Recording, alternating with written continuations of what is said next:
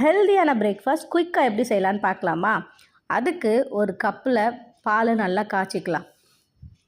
So ஒரு பக்கம் இருக்கட்டும். அதுக்கப்புறம் ஒரு எம்டி பவுல் எடுத்துக்கலாம். அதில் கார்ன்ஃப்ளெக்ஸை கொஞ்சமாக சேர்த்துக்கலாம். அதுக்கப்புறம் பால் நல்லா காஞ்ச உடனே அதையும் சூடாக அது கூட சேர்த்துக்கலாம். 1லேருந்து 1.5 கிளாஸ் தாராளமாக சேர்த்துக்கலாம். இல்லை உங்களுக்கு திக்காக வேணுன்னா பால் கம்மியாக சேர்த்துக்கோங்க. தண்ணியாக வேணுன்னா கொஞ்சம் எக்ஸ்ட்ராவாக சேர்த்துக்கோங்க. நெக்ஸ்ட்டு அது கூட கொஞ்சமாக சன்ஃப்ளவர் சீட்ஸ் சேர்த்துக்கிறேன். 1 ஸ்பூன் சேர்த்துக்கிறேன். அதுக்கப்புறம் dry grapes yellow colour and black colour ரெண்டுலேயுமே ஒரு 6-7 சேர்த்துருக்கேன்.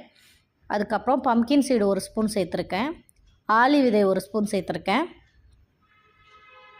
அதுக்கப்புறம் பாதாமை நல்லா துருவி சேர்த்துருக்கேன். உங்களுக்கு முழுசாக சாப்பிட பிடிக்கும் அப்படின்னா நீங்கள் முழுசாகவும் சேர்த்துக்கலாம். பட் இப்படி சாப்பிடும்போது டேஸ்ட்டு இன்னும் சூப்பராக இருக்கும்.